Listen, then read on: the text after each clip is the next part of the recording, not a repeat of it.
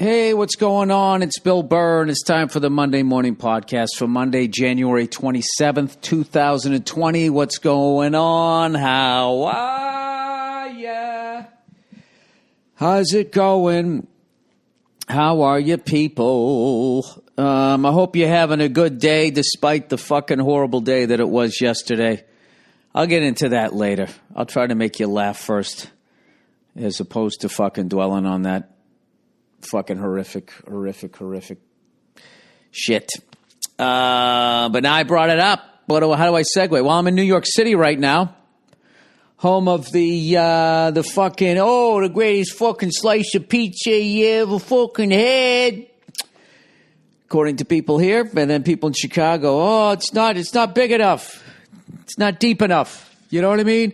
I just feel New York's pizza is just like surface. You know, Chicago pizza just has so much more depth to it. I love when fat fucks sit there and argue about pizza. You know what I mean?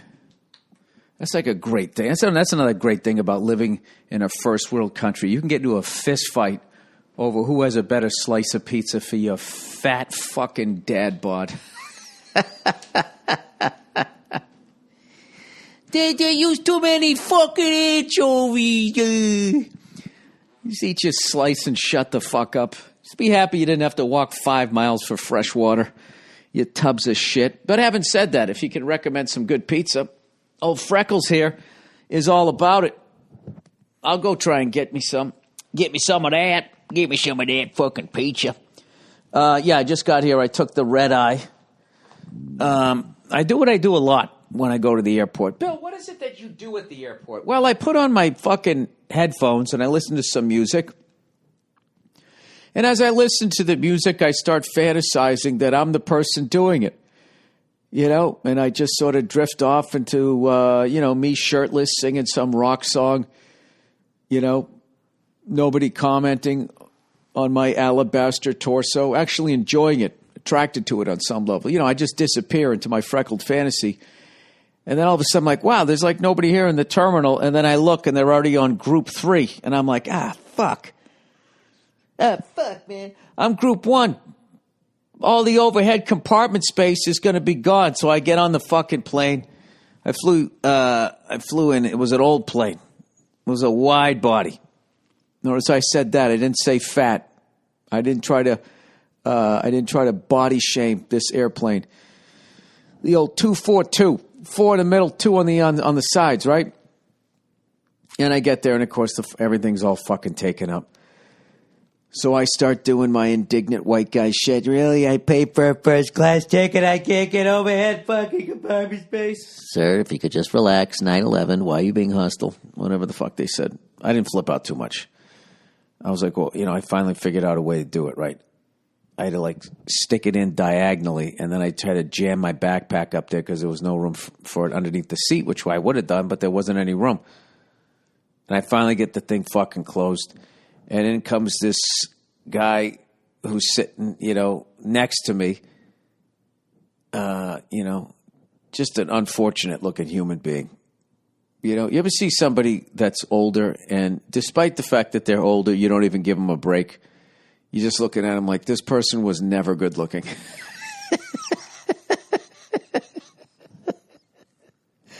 This person was born a 4, stayed a 4, is still a 4. Like aging actually helped him. You know what I mean? He just had those fucking, those fish eyes? Like too far apart, fucking sort of hanging down at a 45-degree angle. Like he used to have a fish head and then somebody fucking squeezed it into making it round. He shows, he's fucking got the receding hairline, but he hasn't shaved the head, so he just, he looks like a character actor from a 1970s gritty fucking movie. When you look, that guy was in everything. What the fuck's his name? That's what he looked like, right? Stupid pants, fucking top of his ass crack hanging out. I'm just, this motherfucker here. What does he do? He comes head on a fucking swivel, right? And you know the deal when you're on a plane. If the compartment is closed, that means it's full, right? I'm not going to lie to you. I opened one in vain, and once I saw it, but I closed the fucking thing. Now mine, because I had to stick my bag in an angle and also get my backpack up there. And, of course, the cunt also put his fucking jacket up there. It was a lot of, trying to stuff it in there to get it closed. I finally get it closed. What does old Fishhead do? He fucking reaches right up and he opens it up. And I'm just sitting there going, in my head, I immediately said, he's not going to fucking be able to get it closed. He's not strong enough, all right?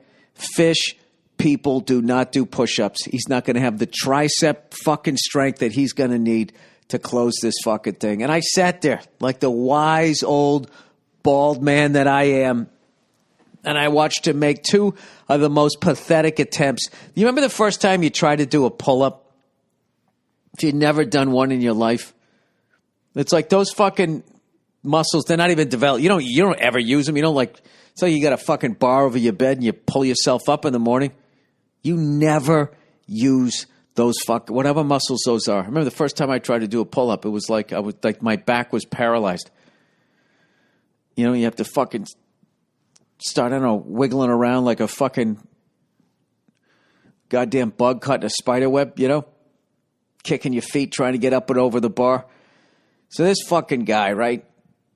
He comes back down, and he sort of stares at it and then looks around. I'm like, yeah, that's right, Fishhead. You're not going to fucking try and close it, are you? You're not, right? So then he moves. So I do my big first-class exhale. I go, right? Big-time caddy. If I fucking ever had long hair, if I had hair, I would have given him a big fucking hair flip. Okay? I was going full fucking chick attitude on this one. And then I got up, and it took me like 3 attempts. I had to stuff that fucking guy's stupid, what are those fucking puffy coats everybody has? They used to be huge when I was a kid. Then they figured out this new technology. So now they're really small. So everybody threw out the big ones. Remember the big ones and the feathers would all settle down below? Your fucking waist and balls would be sweating, but your shoulders, you'd have frostbite. Remember that shit? North Face. His little fucking North Face. Oh, Fish Face didn't tuck back in the fucking North Face. So now I got to push I finally get it all tucked back in, and I sit down, and who comes walking in now? Some old guy. You can't get mad at old people. He's going to be dead soon, right? So he fucking comes in. He reaches up. He opens it. Nah, I feel bad. You're not going to get it. So he fucking does it. And I just go, Jesus Christ. I get back up again. Trying to get it closed, tucking the fucking jacket back in. And I find muttering to myself, I'm going to fucking have to do this 9-month fucking cock-sucking time paper, a fucking first-class ticket, right? And fucking close the thing. And I didn't realize the old guy was right behind me, and he goes, oh, thanks a lot. And I just go, yeah, don't worry. I don't have to go to the gym now. Ha, ha, ha. Try to play it off like I wasn't a fucking angry red cunt. But I am. So that was me pushing my bag, by the way. It wasn't me fucking. You guys always think any sound on this is me fucking, just like I just sit here passing gas all the time. Listen. That's what that was, okay? It was a bag fucking moving. So anyway, now I'm here in New York. Yeah, I might as well talk about it. It was a fucking terrible day yesterday, man, for everybody, obviously. Unfucking believable. I don't even know what to say. I cannot believe Kobe Bryant is gone, man. And with his beautiful daughter, too, who I didn't know anything about, like most people. Gianna Bryant. I was reading all this stuff about how, she was playing hoop and he was coaching her, and she wanted to go to Connecticut, that great program, and then go to the WNBA. And I was just thinking about how the WNBA, the problem with it is they haven't had their Bill Russells or Chamberlains, Oscar Robertson, Kareem, Burr, Magic Jordan, Taco Fall, right? They haven't had, because nobody's watching it, right? I do a bit about this on my Madison Square Garden album that's coming out. I finally finished editing that thing. how all these fucking feminists out there, bitch moaning and fucking complaining. Fucking broads, man, I'm telling you. All they do is bitch moan and complain. And they complain about fucking guys. Their number one fucking problem is they don't support each other. You got a whole fucking... You're standing there on the fucking sidelines of a football game, freezing your fucking ass off, talking about guys, running after angry coaches that are down by 20 at halftime. Where the fuck... Why don't you go to the WNBA? Huh? Because they don't want to build it. They want to show up when it's done after a bunch of guys died building the fucking bridge, and then they want to name it after some chick who didn't shave her fucking twat. That's feminine. That's feminism right there. I'm just saying, I don't understand why they don't support it. If you're really all about broads, why don't you go watch them play hoop and start selling out arenas with a bunch of fucking women screaming, watching women play basketball, and then they'll get the NBA contracts if you just would show up. Nah, that's not how they work. They want to go in and ruin a guy's... Oh, there's a bunch of guys sitting around watching a game, having a good time. Why can't we be involved? You have to be sensitive now that I'm here. Why don't you fuck off and watch the WN? Where is this going, Bill? This is supposed to be some sort of tribute. Anyways, I don't know. I'm just trying to be extra stupid and funny today, just because it's just so fucking brutal. And sympathies out to the. I hope I say these are like names. I'm going to fuck these up.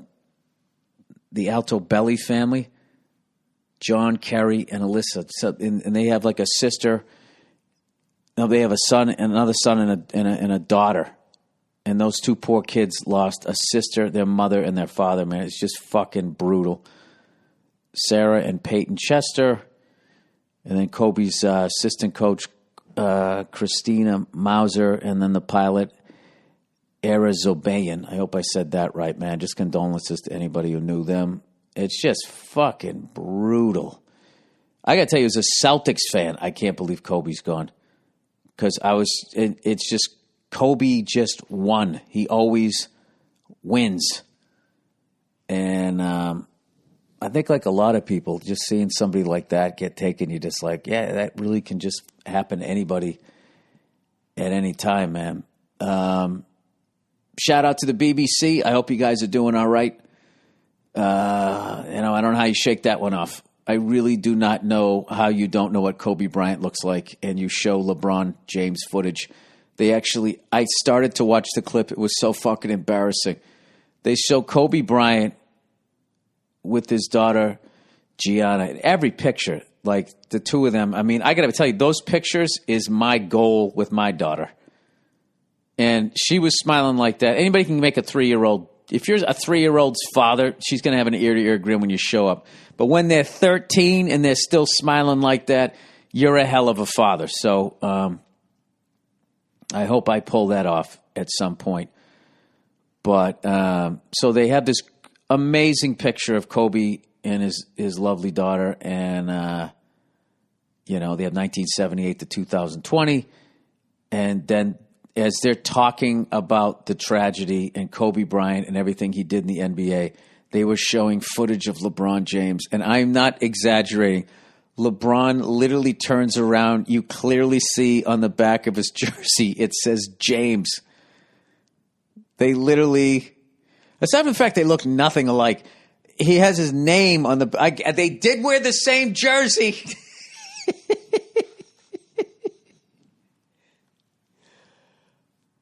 I mean, I can't even see confusing Peyton and Eli Manning. Well, I guess maybe he played for the Colts. They had blue and white, and Giants are blue and gray. But, like, Peyton has a longer rectangle-shaped head. Like, his head is shaped like the back. What's that big, stupid Mercedes truck? That dumb... It looks like a fucking toaster.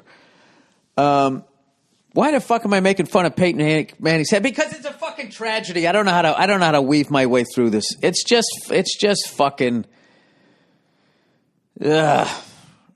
How do you get past this one? So then, of course, I get a bunch of fucking emails and shit as you do when you fucking fly. No one ever texts you when you just fucking, they see a helicopter flying over or a plane having a good time. It's always like, when something bad happens and then they go, dude, don't fucking do that anymore. I would love to find these people, and every time somebody dies in a car accident, which is like every fucking 10 seconds, to tell you not to drive a fucking car anymore. I can't tell you this, is if you don't do it, then you'll never understand how fucking ridiculously safe it is. Every day there's like a fucking zillion flights. I don't know, millions of people fly every fucking day and nothing happens. Every fucking day, millions of people drive and a bunch of shit happens. And then people go, well, that's because there's more people driving. That's not necessarily true if you take in commercial aviation. There's way more people fucking flying than you believe. And this is what my thing is nobody I know has been in a fucking plane crash, alive or dead. Everybody I know has been in a fucking car accident. All right? To different degrees. I've had people die in them. I've had people fucking, now they have limps. I've had people fucking collapse lungs and all of that type of shit and everything. So I appreciate all of your guys' concerns. And now there's going to be a bunch of helicopter experts who don't know the first fucking thing about a helicopter, about how it works and all of that shit, and are going to say a bunch of fucking crazy shit. And you just don't know what the fuck you're talking about. So I'll leave it at that. All right. Every fucking thing. I just like, you know what I mean? It's every time somebody has a fucking heart attack, would you like if somebody came up to you, you should stop eating that. Yeah, hey buddy, eat safe. Eat safe. Anyway, let's stick with the main thing here, okay? It's a unbelievable tragedy. Like, I haven't seen it. This reminds me when like Princess Di died in that car crash, as far as like a global fucking, like I literally, like Mark Marquez, MotoGP champion, motorcycle racer from Spain. He even put something on Instagram about it. The effect that this guy had on people. So, fucking brutal. That's all we can say. And this is why I didn't want to talk about it. And why don't we just continue with the morbid shit? I'm going to be doing the Patrice O'Neill benefit. One of the greatest friends I ever had in my life, who passed away in 2011. And this is the 9th annual Patrice O'Neill comedy benefit. Something positive. We have an amazing lineup. All right. What do we got here? We have Ronnie Chang, who had one of the best specials of last year. I don't know how the fuck he didn't get nominated for a Grammy. I don't get it. Judy Gold, one of my favorite comedians. Sam Morrell, one of my favorite up-and-coming. Andrew Schultz, another great up-and-coming. Cypher Sound's going to be DJing. The Pride of Trenton, New Jersey, Paul Verzi. The perennial host, Rich Voss. The fucking Billy Crystal of this benefit. Always coming in, always crushing it as a host. We got Roy Wood Jr. from This Is Not Happening, just one of the best comics I know. And then we got a couple of pop-in guests. Some big names there. I don't know. They'll pop in guests. One's a definite, one's a fucking maybe. We shall see what's happening. I think this is like the best lineup we have. It's going to be a lot of fun, as always. And thank you to everybody who has, once again, helped us sell this event out to help raise money for Patrice's mom and his loved ones. And it's just been a great thing. And thank you to Maureen Tarrant, who, as always, did all the work behind the scenes and dealt with all of us crazy comedians. And thank you to The Stand, who every year has done, wonderful things supporting the benefit. I can't believe it's been 9 years already. Jesus Christ. But this is going to be a good one. This right here. Not that the other ones weren't good ones, but this one's going to be I think this is going to be a great one. So, old Billy Freckles went out to the Comedy Store the other night, and I did the belly room first, then I did the main room. and then I did the OR, the original room, and just had such a great fucking time. Just a great fucking time. It was one of those nights where each crowd was just on fire. Tried out a bunch of shit. I had to make sure with this lineup that I was going to be on my game. So, I don't know. Anyway, just too much shit. I hate doing fucking comedy on days like this. I really do. Well, Bill, fortunately, you're not that funny. So just, we'll just turn it into a giant fucking monologue. How about that? Wait, did I put the live reads here? I'm really trying to copy and paste as I'm doing this.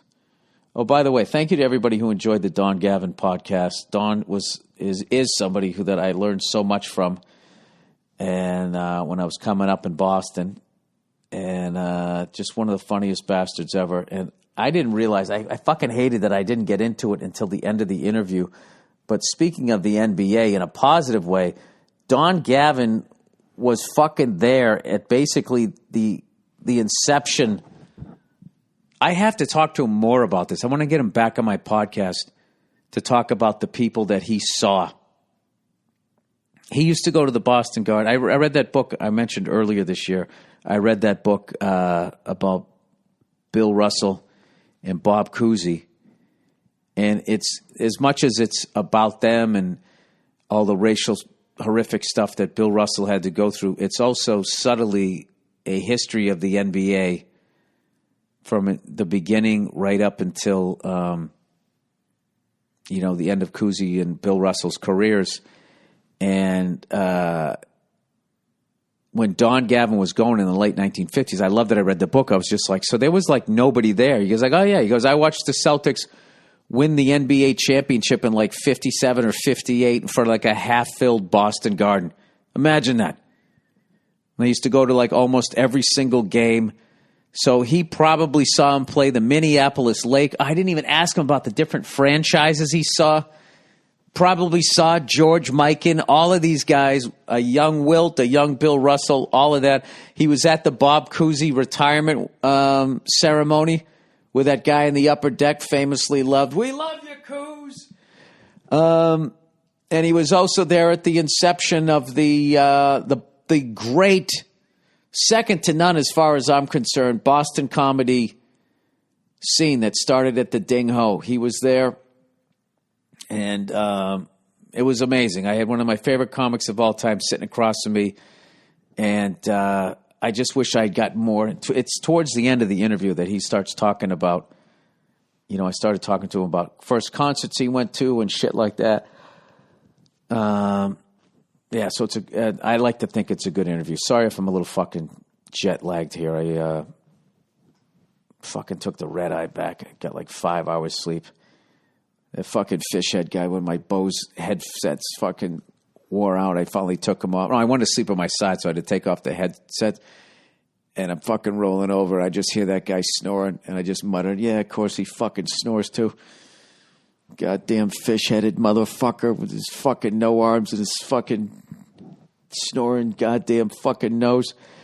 Doesn't take a lot. Doesn't take a lot. You'd think with all the tragedy, Bill, you'd put things into perspective. Nope. Still getting mad at some fishhead guy that fucking makes me close my goddamn luggage compartment again. As I get across this country in 4 hours and 55 minutes. It's not enough for Bill. Still upset about something. I had a fucking one of those seat beds. Still complained. Still fucking complained. All right. You know why? Because I'm an American. All right, Butcher Box, everybody. Okay, the game is just around the corner, which means lots of good times with friends and lots of food. Whether you're cooking for a crowd, tough crowd, whether you're cooking for a crowd or just getting together with the fam, snacking is half the fun. Talk about your go-to snacks to make for a party. What are some crowd favorites? I like to put some kale chips out for the vegan people in the room, and then I try to sort of push my plant-based diet on everyone in the room. I like to have the game on at a low volume so people can't really hear it, because I think the conversations are more important. What are my go-to snacks? I don't know. I don't fucking know. I make some burgers. That's what I do, right? I make burgers. Do I have go-to snacks? I don't know what I do. Why do they put me on the spots like that? I fucking love the meat that you're sending me here. I don't have to do it. All right, whether you're going to be watching the big game or not, here's a reason to throw a party. I like how they're not saying what the big game is. This is very good. They're covering all their bases here. ButcherBox is offering free wings for life when you sign up now. Whether you love football or just love any excuse to eat a plate of wings, now's your chance. Sign up for ButcherBox and snack like it's game day all year round. Free wings for life when you sign up now. I had to say that again. Personal experience with ButcherBox. It's high quality meat delivered right to your door. I absolutely love the heritage bred pork. My favorite pork chop I've ever made at home.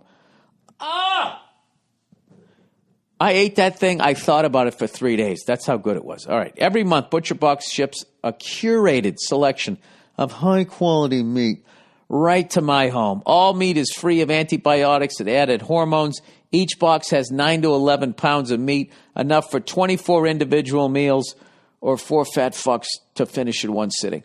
I can customize my box or go with one of theirs. Either way, I get exactly what I want. ButcherBox is a no-brainer. Options like 100% grass-fed and grass-finished beef, free organic chicken, heritage pork. It used to be bread. Now it's just heritage pork. Wild-caught Alaskan salmon. You don't know what it's going to do.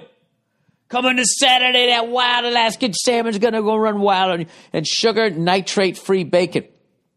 With ButcherBox, you get the highest quality meat around for just $6 a meal, and they even have free shipping nationwide, except for Alaska and Hawaii, because they don't need it, right? Alaska, you're shooting your own fucking meat. In Hawaii, you got those pineapple trees there, right? You're out there surfing, catching some koi. Right now, you can get free wings for life. Free wings for life. Plus $20 off your first box. That's 3 pounds of wings in every box for the life of your subscription. And if you only eat 1.5 pounds of them every month, everybody else is going to be screaming during the apocalypse. And you're going to be sitting there eating fucking barbecued chicken wings, laughing your ass off.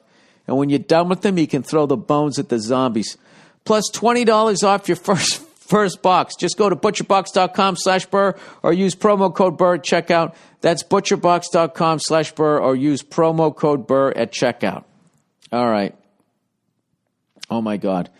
This company's called Brave. This must be about, I don't know, some female comic who talked about some part of her vagina. No, sorry. All right. Brave, everybody. You are living in the surveillance economy. What is that, you might ask? Every time you download a web page, you are not just downloading the content, text, and images. You are also downloading privacy-invading trackers. Many popular media sites...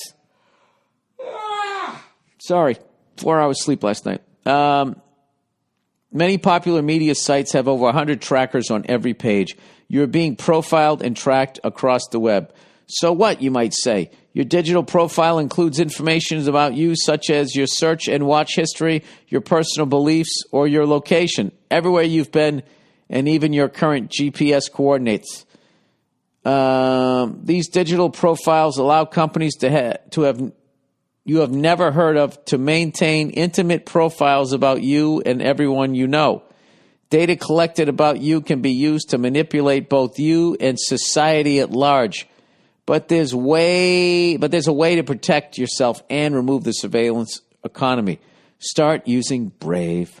Brave stops data-grabbing trackers and creepy ads from following you across the web, which allows you to browse up to 6 times faster than with the other browsers. Who's kidding who? That's the big selling point.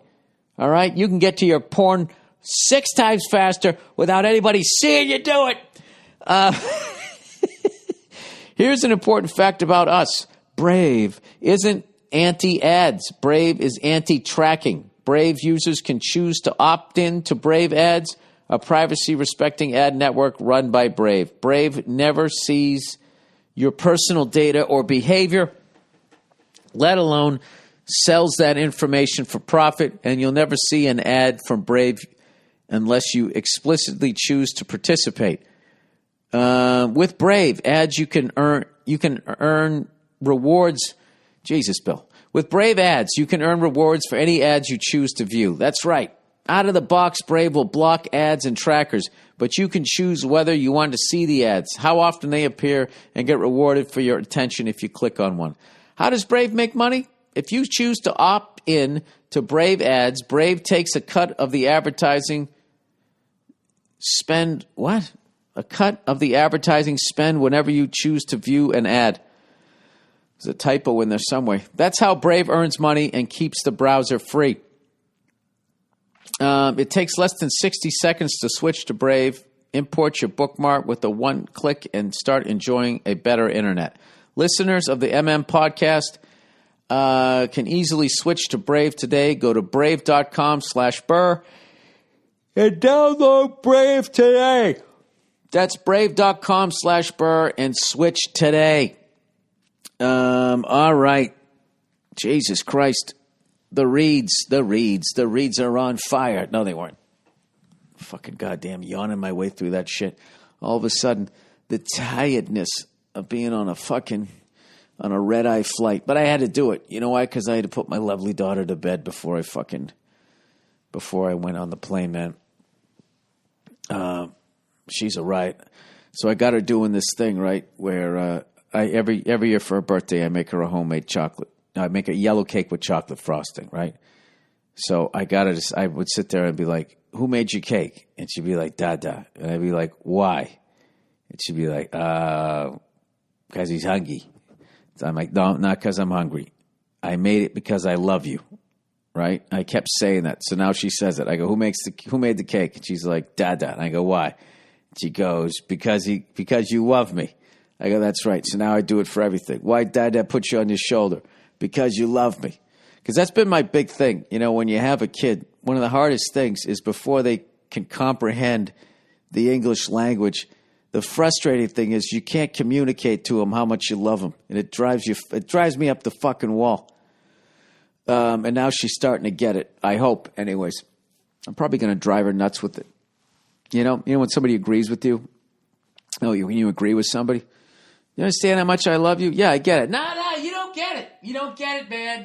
Dude, I get it. You don't get it. You don't get it. Anyways, talking to this buddy of mine. He's one of these guys, he just doesn't fucking listen. He's driving me nuts. He was asking me about something that he had no idea about. It was something fucked up that happened. So I was trying to explain it to him. And the entire time I'm explaining it to him, he's going, yeah, ooh.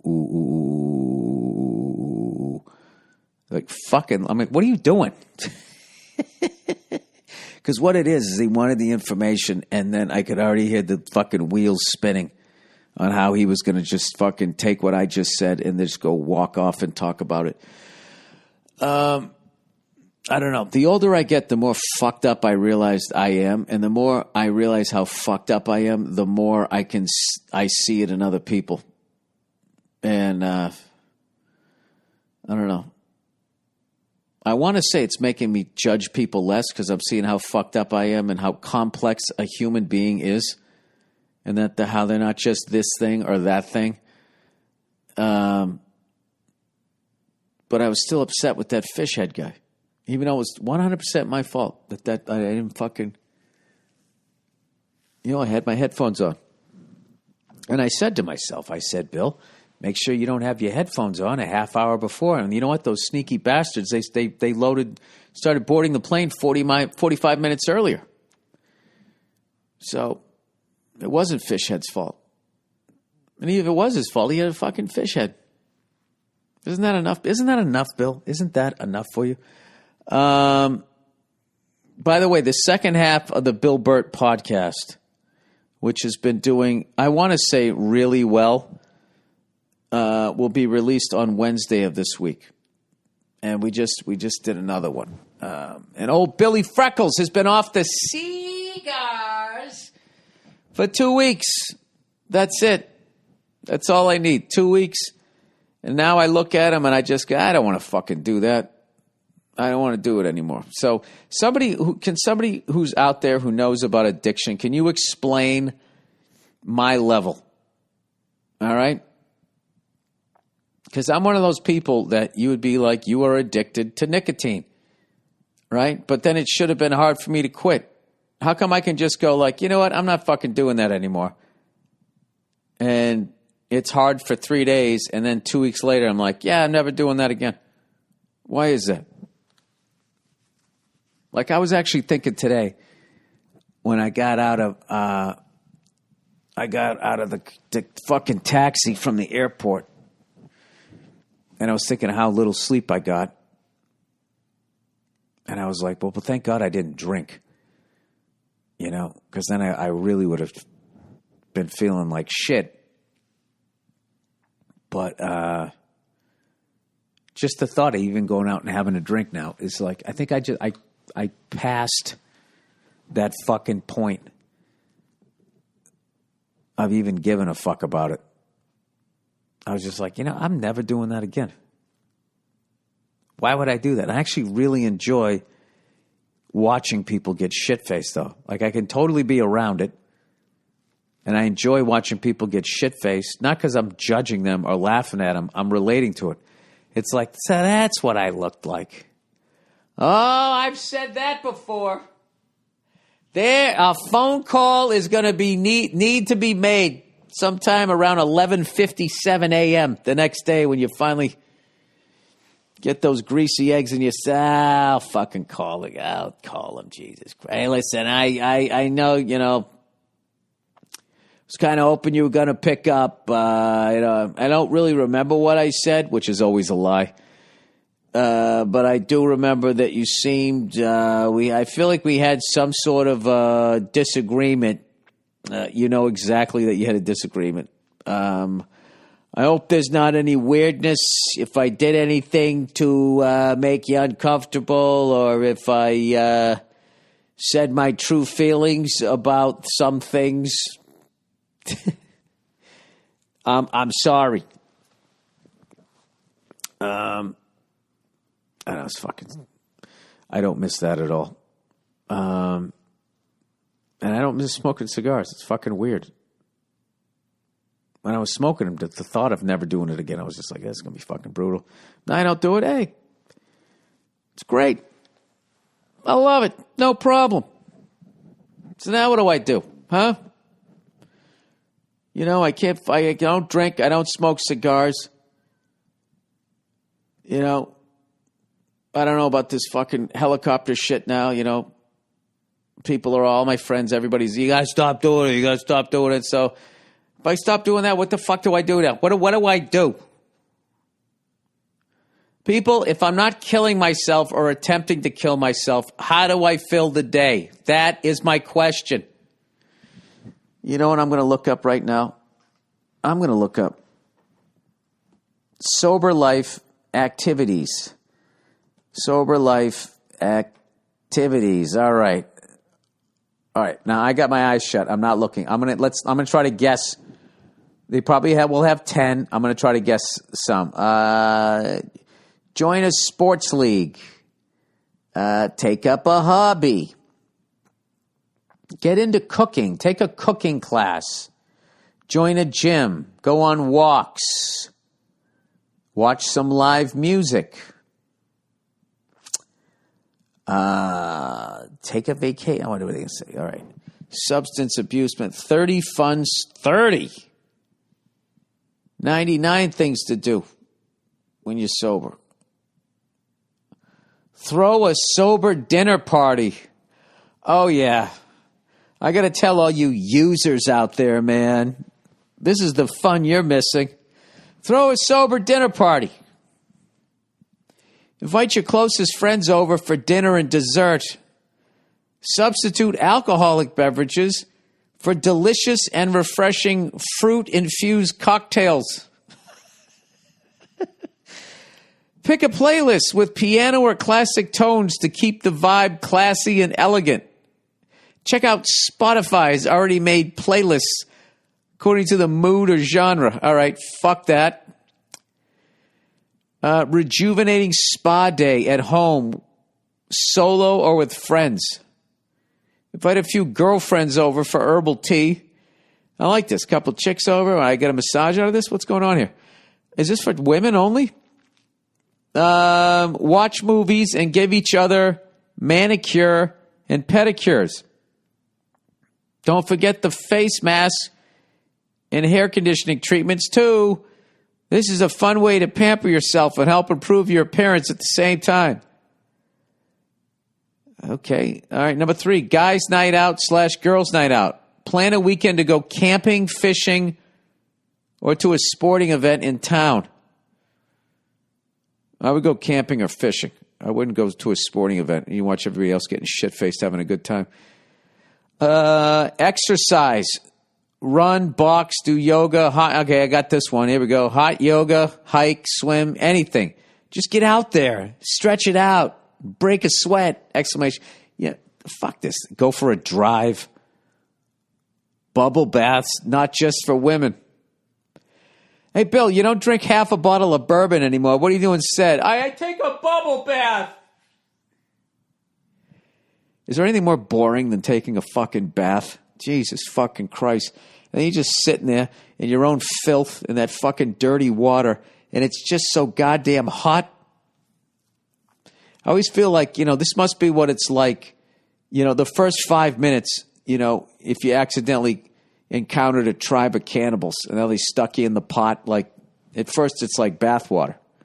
Oh, this is nice. They're so friendly. Play a game of golf. I wonder what a good side dish is for eating a human being. Play a game of golf or practice your swing at the driving range. Oh, my God. Go for a drive, meditate, read a book, go see a movie, volunteer your time and services. That's probably the most productive one to get yourself out of your own fucking head. Play basketball. Yeah, great. Go blow out your fucking Achilles. Go swimming. Go for a walk and smile at every person you pass by. Oh, great. Hey, how are you, sober psycho? Write in your journal. Create a new playlist for yourself or as a gift for someone else.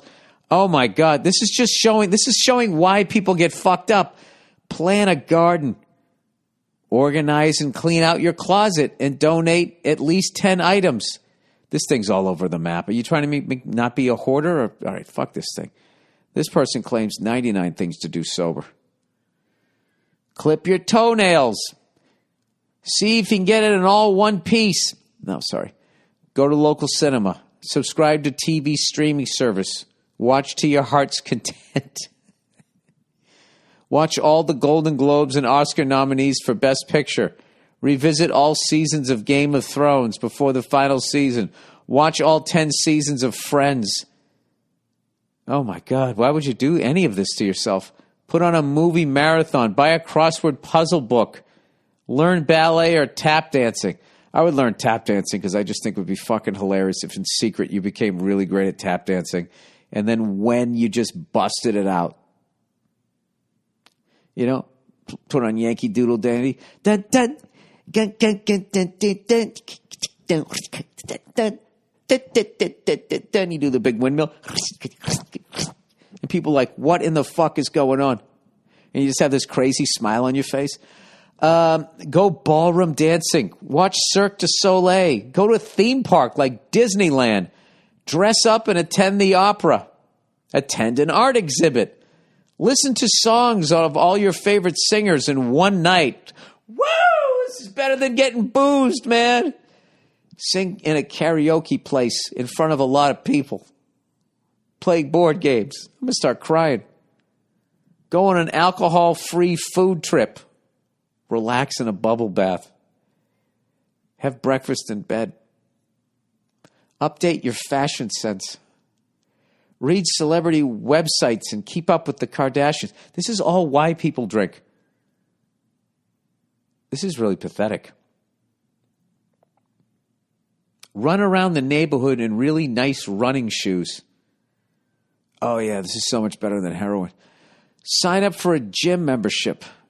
Try out trendy workouts like CrossFit or underwater aerobics. I swear to God, this isn't a joke. Go bowling. Go bowling. My God, that's 10 lanes of fucking booze bags. All right. Here's one. This is the last one I read. This one's throwing down. 20 sober activities that are more fun than using drugs or drinking. These fucking assholes say bubble bath. Do you like team sports? There are leagues for bowling, softball, touch flag football, soccer, hockey. Oh, playing hockey could be fun. Start reading. Oh, yeah, that's way better than fucking, taking DMT and seeing what another universe looks like. Sit down and read fucking George and the fucking man with the yellow hat. Visit a hobby or craft shop. Join a gym. Take classes at your local YMCA. Start an online course. Start an offline, that is to say, it happens in the real world course. Find public gardens in your area. Visit a zoo or an aquarium. Oh, yeah. Nothing makes me fucking forget about booze like an imprisoned animal. Volunteer. That's a good one. Learn how to write songs. All right. Okay. You know what I'm going to do? I'm going to finish this podcast, and I'm going to go right to a goddamn liquor store. Wow, that was a big fucking swing and a miss. The reality is, I don't want to say what I'm going to say because it's too goddamn negative about sobriety. All right, I'm sorry. I apologize for all of that shit. I'll tell you what's great about being sober is waking up having not drank. That's fucking great. And I'm not going to lie to you. It is fucking great till about 4:30 in the afternoon. And then it sucks until you go to sleep. All right? That's the truest shit I can tell you about it. Okay? Good luck. All right. And there ain't enough bubble baths in the fucking world and Spotify playlists and fucking fruity, sober fucking drinks that you can drink that can make up for that. All right. Don Gavin. Hey, Bill, thanks for turning us on to Don Gavin. I was unfamiliar with him, but I listened to him live with the Manhattan. Oh, that's his new album, a reissued album on Spotify, Live with a Manhattan. And laughed more than I have in a long time. The man is hilarious. Hope he will be touring or releasing more recordings in the future. That's awesome. He is just fucking hilarious. And if you notice, he went out to L.A. He did Rogan's podcast. He did Mark Maron's podcast. He did my podcast. All of us did stand-up in Boston. And all of us know that he is one of the greatest of all fucking time. So check it out. Don Gavin, Live with the Manhattan. All right. The Bill Burt Podcast. Hey, Billy Airwaves, thank you for the Bill Burt Podcast. Awesome that you're finally doing a video podcast, too. I love seeing how you guys sit in front of what appears to be a display at Dick's Sporting Goods flagship store. Can't wait for more. Yeah, that's sort of our baked-in advertising. Trying to get people to get out there and see the America that people think is lost. I just did another episode of his that of our show, I should say, that shall be released in February. All right. Girl that lost virginity in yoga class from last week. Oh, I thought you were saying she lost her virginity in a yoga class. I was like, hey, what pose is that? Okay. All right, sorry. Dear Billy, never been kissed, Burr. That's sad. All right. Last week, some girl wrote to you about how she was upset because she gave a guy in yoga class some pussy, and then that guy dropped out of the class and out of her life. You told her to move on and stop obsessing about the guy, which is good advice. If the man promised to be in a relationship with her, if they had sex, then I agree. What he did would make him an asshole. However, my advice to this girl and all women out there is stop using sex to get into a relationship. Whoa. There you go.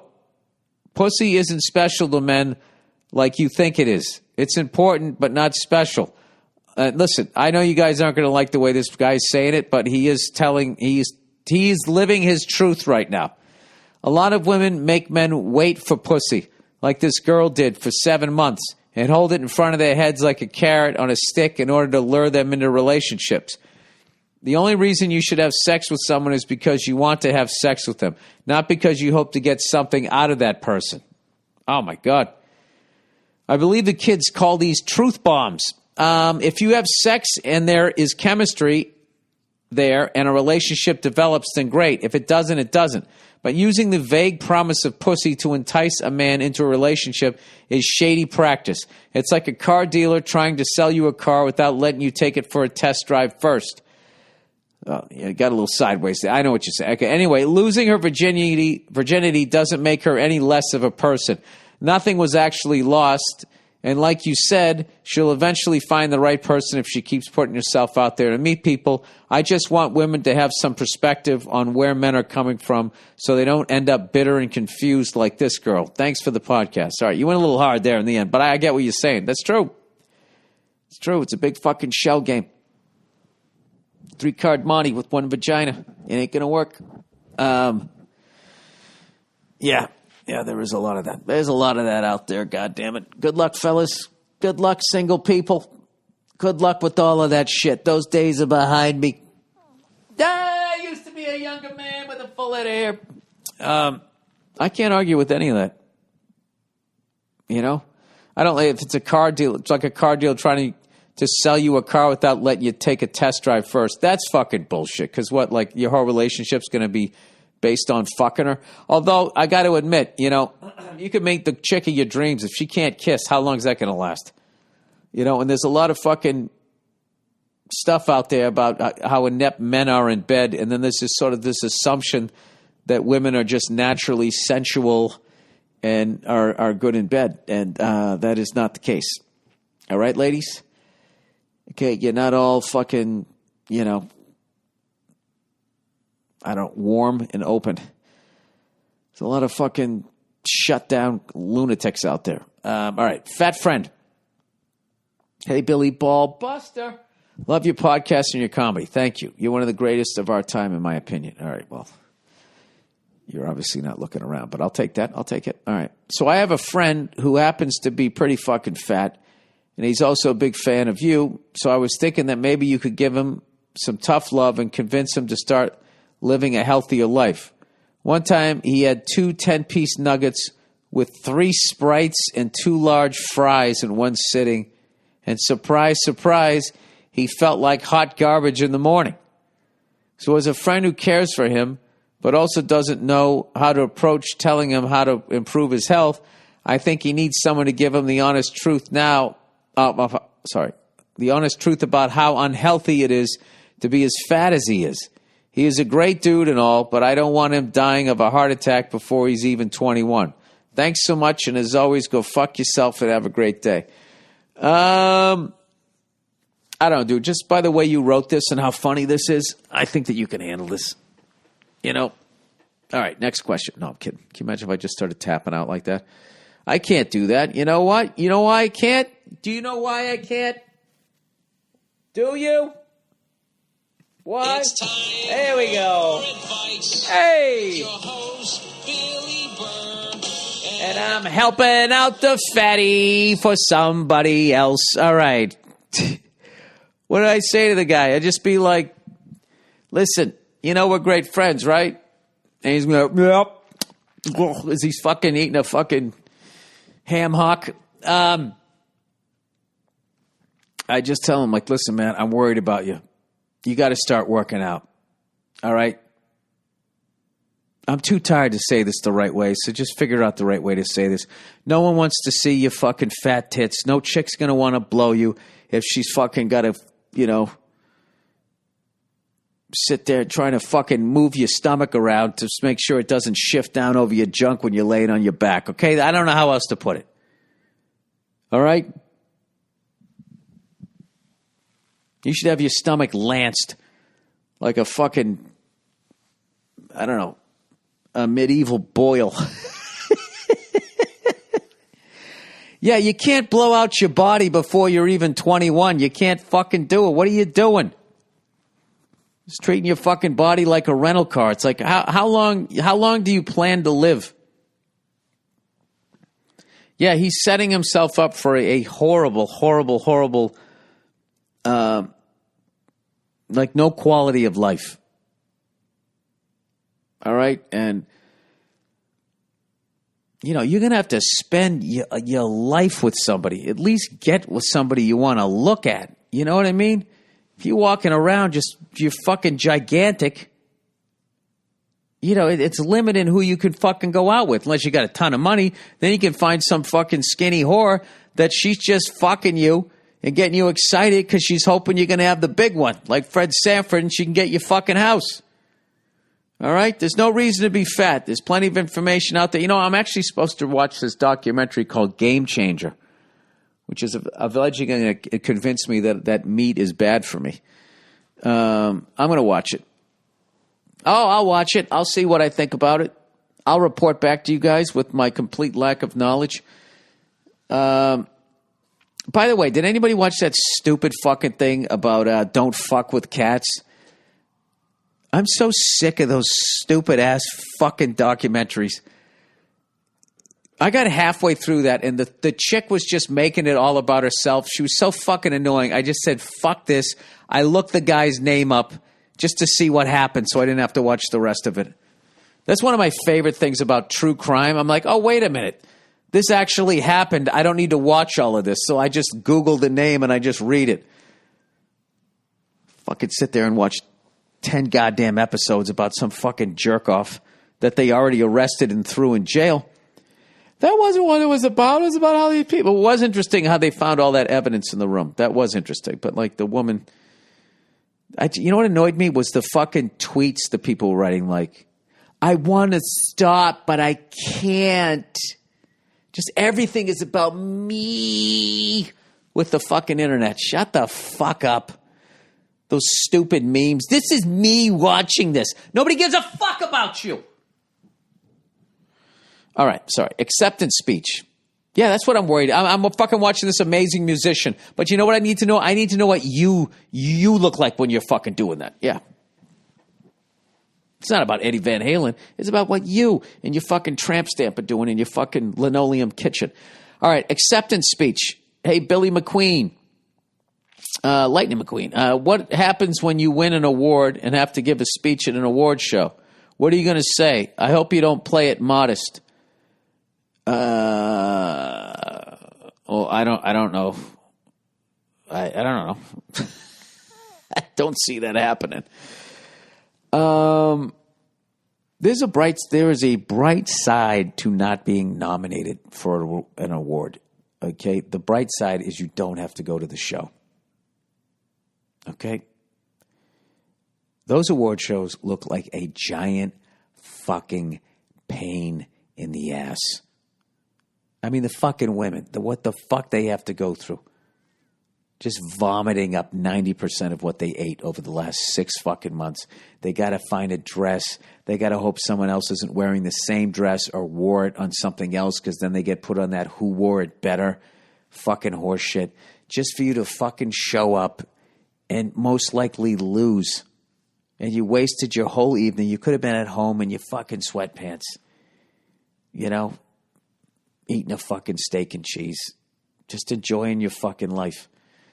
I hope I never get nominated for anything. And I'm dead fucking serious on that. I don't give a fuck about any of that shit. I just want to stay home. I travel too much. I spend too much time away from home as it is. I don't need another night away from my lovely daughter. So, but if I win, yeah, of course I'm going to be fucking modest. And I'll thank everybody I can think of. And I'll keep it short and sweet. That's it. Then I'll hand back the fake trophy that they give you. And, I'll go back to my seat. I will be a gentleman. All right, online girlfriend's dad died. Online girlfriend's dad died. What is an online girlfriend? You guys just Skype as you touch yourselves? Is that what it is? All right, dear Bill, I played drums in a band, Alorian. Burr. I like that. I played drums in a band, Alorian. Burr, that's a great one. I've been playing MMORPGs, massive multiplayer online role-playing games. I didn't want to know what is that? With a girl for about 3 years. She had a boyfriend for the last 2, but he is out of the picture. Are you fucking asshole? Now this is going to be part of my search. All right, I'll look it up. MMORPG. Let's see what the fuck. You know what? I'll take the hit here. I'll look this up for the rest of you. MMORPG.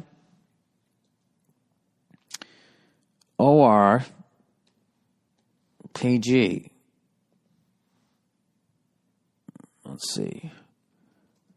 What are whatever. Massive multiplayer online games. Okay, just get to the... What is an... 13 minutes and 2 seconds for you to tell me what the fucking game is? Oh, Jesus Christ. It's an online game with a large amount of players, typically from hundreds of thousands on the same server. Usually features a huge, persistent open world, although... so this is like fucking Dungeons and Dragons for douchebags. All right, I get it. You're in your medieval world and you have to build your castle. Okay. Online role. What about role playing? That seemed like it was some deviant sex shit. All right. She had a boyfriend for the last 2, but he's out of the picture. For the last 4 months, we've been spending almost every hour with each other. Talk, text, FaceTime, other than work, sleep, and day-to-day chores. Is there any way I can help her deal with her loss? I'm willing to fly from the States to Canada, but I doubt she will want to talk about the guy who is at... I doubt she will want to talk about the guy who is at her dad's funeral to her family. Yeah, I wouldn't go up there. You know, I would just say, hey, I know you're going through obviously a really tough time. If you want to talk about it, I'm here for you. If not, I'll just try and make you laugh and just try to keep it light and let her decide if she wants to talk about it. That's what I would do, but I wouldn't go to see her unless she asks you to. But if you really feel like maybe she does, then I would ask her, yeah, I might be nuts. Am I getting a vibe? Would you want me to come there? Is this the first time you're ever going to see her face to face? You're going to show up when her dad dies? Sorry, I got a fucking dry throat from that goddamn fish head guy breathing up all my fucking oxygen. I thought they breathe. They do breathe oxygen, right? Their lungs can separate the oxygen from the water. The fuck does a fish lung look like? Getting into showbiz. Does it look like one of those fucking strainers you put powdered sugar through? Except, instead of the powdered sugar falling through, it's the oxygen. Yeah, Bill, that's what it looks like. Hello, Billy the Kid. I'm a big fan of the podcast, and I was wondering if you can help me figure out my future. I'm a 17-year-old high school kid. High school. I'm 17-year-old high school. 17-year-old. I am a 17-year-old in high school. Now, sir, young man, you heard me try to read the first half of that sentence 9 times. Okay? You're really going to take advice from me? Anyway, I am a 17-year-old in high school, and I have absolutely no idea what I want to do as a career. You're fucking 17. You're fine. For the last few years, I've been practicing to become a magician. I've met all sorts of magicians at my local magic shop, hearing their stories as a professional. This is making me want to become a professional magician as a career. So, do that. I don't want to sound arrogant, but I do dream of being famous on some level and spreading joy to the world. Well, what the hell's wrong with that? You think I didn't do that? I'm still fantasizing about being a shirtless rock star, and that ship has clearly sailed. But I'm not a flat earther, so I believe that ship's going to come back around again. You being a seasoned vet in show business, I was wondering if you'd give me some advice on what to expect. Thanks, and I hope you and Nia and your daughter are doing well. Well, thank you. What to expect? I think you should expect to find some good people and eventually find a mentor that can help you out. And you're also going to probably find some fucking bitter magicians who probably hate on that guy who does the tricks out in the street that makes people run away. Oh, he's not a real magician. He's fucking sitting in a refrigerator for a month.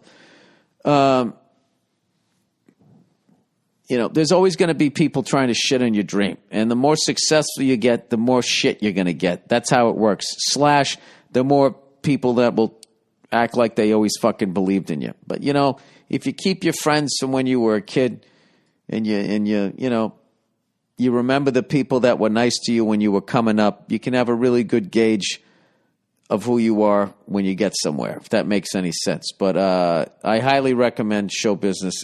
It's fucking great. There's great people in it, and you'll never feel like you're working again a day in your life unless you're doing a guest star on a one-camera shoot.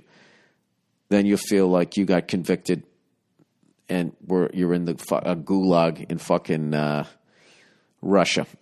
Other than that, that's it. A one-camera shoot is the only thing that sucks in show business. That's not true. There's a lot of things to do, but you're picking a great business to get into. And, David Blaine, that's what I'm trying to remember. You could be the next fucking David Blaine, and look at him. He gets to hang out with all these fucking famous people, freaking out athletes. So I would just say, that's what I would say. Be a good dude, and people will be good to you. Even though there'll be a couple of fucking assholes, but there's a couple of fucking assholes in every business. All right? And you know what? The assholes always end up getting theirs. And even if they don't, they're assholes.